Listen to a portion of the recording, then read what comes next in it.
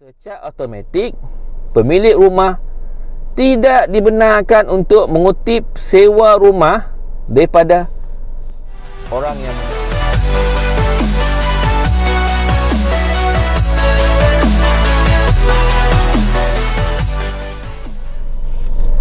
Hai, Assalamualaikum warahmatullahi wabarakatuh. Apa khabar anda semua? Terima kasih kerana sudi bersama dengan kita pada kali ini. Okey, untuk video ini saya nak berkongsi sedikit lah. Saya nak berbawa kosong kan. Okey, dan semalam kita dah pun mendapat satu berita baik berkenaan dengan keputusan kerajaan dan juga KBWSP yang membenarkan pengeluaran akaun satu, okey, yang melebihi daripada 10% seperti yang dijangkakan. Okey, bagi mereka yang mempunyai akaun melebihi 100,000 lah.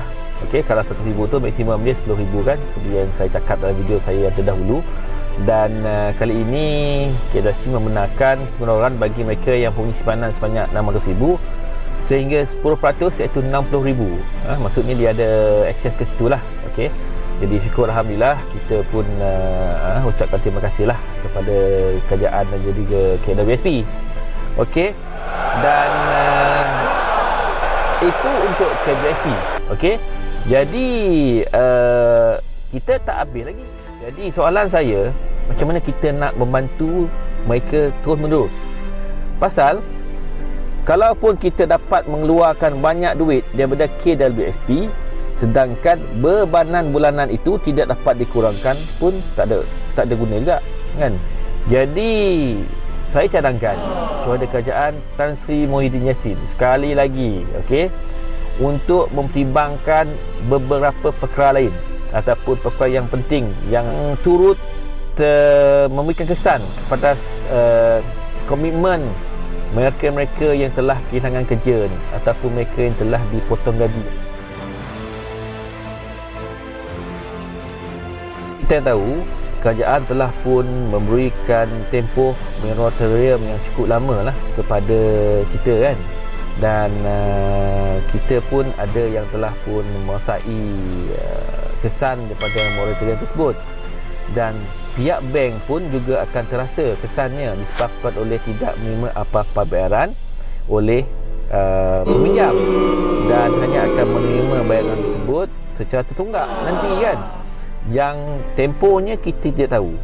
Tapi bagi saya, moratorium ini tidak boleh terus berlanjutan begitu lama, pasal kesan dia ke atas ekonomi mungkin akan memberi satu impak yang tidak berapa baik lah kepada negara kita kan. Pasal apa? Kalau kita terus memberikan moratorium ini kepada semua peminjam, besar kemungkinan kita tidak dapat lagi menggerakkan ekonomi kita disebabkan oleh pihak bank tidak mempunyai sumber kecairan yang cukup untuk terus memberi pinjaman, pasal wang yang telah dikeluarkan tidak dapat dikutip, dan pihak bank mungkin akan mengalami kekurangan dana untuk memberikan pinjaman untuk mereka yang nak meminjam di masa akan datang. Okey, jadi bagi saya moratorium ini kena diubah sesuai berdasarkan bagaimana cara dia dilaksanakan. Kerajaan harus menghadkan ataupun memberikan satu tempoh akhir untuk moratorium ini dilaksanakan. Sebagai contoh, saya cadangkan bahawa tarikh akhir moratorium dilaksanakan adalah pada Jun tahun depan. Okey, Jun 2021. Maksudnya selepas daripada itu moratorium sudah tidak ada. Apabila pada Jun 2021 moratorium itu berakhir, maksudnya dia tak ada lagi moratorium, para peminjam diwajibkan untuk membayar pinjaman kepada pihak bank. Okey, saya cadangkan kepada kerajaan untuk membantu memulihkan ekonomi kita kembali, pihak bank perlu mengenakan ataupun mengutip hanya faedah bulanan sahaja daripada peminjam selama tempoh setahun. Okey, maksudnya dalam tempoh setahun itu para peminjam mula membayar faedah sahaja kepada bank, kos faedah kepada bank sahaja, dan dilaksanakan dalam tempoh setahun. Okey, dalam tempoh setahun Dan apabila tempoh setahun itu berakhir, maka pihak peminjam perlu membayar kepada pihak bank principal amount every month, tidak ada interest. Maksudnya bayar basic saja loan tersebut, installment tersebut, tapi tidak dikenakan apa-apa interest selama setahun. Jadi pada tahun 2023, pada tahun 2023 barulah peminjam membayar full amount, iaitu principal ditambah dengan faedah bank kepada pihak bank secara bulanan. Jadi dalam tempoh 2 tahun tersebut, kita sudah ada dipanggil grace period. Grace period untuk membolehkan COVID-19 ini dikawal sepenuhnya, ataupun vaksin untuk merawati COVID-19 ini ditemui oleh mereka-mereka yang pakar dalam bidang ni lah. Sekurang-kurangnya dalam tempoh 2 tahun kita dapat menggerakkan ekonomi negara kita dengan baik.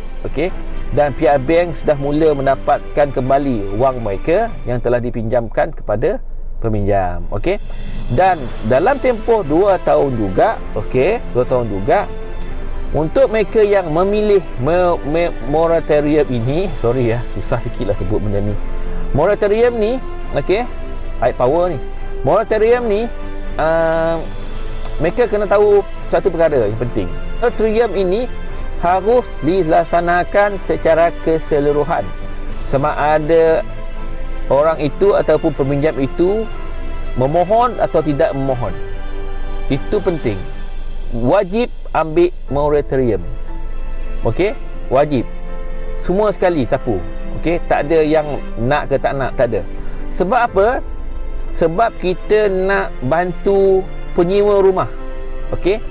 Penyewa rumah juga akan terkesan daripada apa yang saya cuba sampaikan ini. Sebab apa? Apabila seseorang itu menyewa rumah, dan penyewa mengenakan sewaan, sedangkan pemilik rumah yang disewa memohon moratorium, maksudnya tak bayar sewa pun ataupun tak dibayar sewa sekalipun, dia pun tak dikenakan apa-apa tindakan. Betul kan? Jadi sekiranya moratorium ini dilaksanakan untuk semua orang, tidak ada sesiapa pun yang terkecuali, secara automatik pemilik rumah tidak dibenarkan untuk mengutip sewa rumah daripada orang yang menyewa, disebabkan oleh moratorium ini yang telah diberikan kepada mereka. Disebabkan oleh kerajaan telah pun melaksanakan moratorium untuk semua pihak, dan pemilik rumah tersebut tidak wajib membayar terlebih dahulu, dan pemilik rumah tidak mempunyai hak untuk mengusir keluar penyewa rumah yang sedang berada dalam kesusahan. Itu penting. Jadi sekiranya pemilik rumah yang disewa tu diberikan moratorium secara automatik, bermaksud secara automatik pemilik rumah tersebut tidak boleh mengutip sewa daripada penyewa. Secara tidak langsung membantu penyewa meneruskan hidupannya dan memulihkan sumber kewangannya. Alright? Boleh?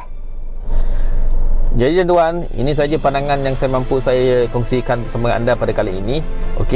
Diharap apa yang saya cakap ini didengar oleh kerajaan lah, pasal dia pun untuk kebaikan kita semua sebenarnya, bukan untuk diri saya sendiri, tapi untuk semua, supaya kita dapat meneruskan kelangsungan hidup ini tanpa perlu dibebani dengan pelbagai masalah akibat daripada COVID ini. Jadi kita berharap bahawa COVID ini akan terus berakhir dengan cepat. Tuan-tuan, itu saja yang dapat saya coretkan dan omel-ngomelkan di sini. Semoga tuan-tuan dapat memberikan pandangan tuan-tuan atas apa yang saya cuba saya sampaikan pada kali ini. Sekiranya tuan-tuan bersetuju dengan pandangan saya ini, boleh komen kat bawah ataupun boleh share kepada sesiapa-siapa saja yang tuan-tuan suka. Kalau tuan-tuan suka video ni, boleh like. Tak suka, boleh dislike. Tak mengapa. Janji kita happy kan? Alright. Jadi kita jumpa lagi tuan-tuan. Mungkin esok lusa mungkin buat video lagi kan. Okey. Kalau ada apa-apa nanti yang nak saya cakapkan, nanti saya akan buat video lah. Okey. Jadi saya mundur diri terlebih dulu pada kali ini.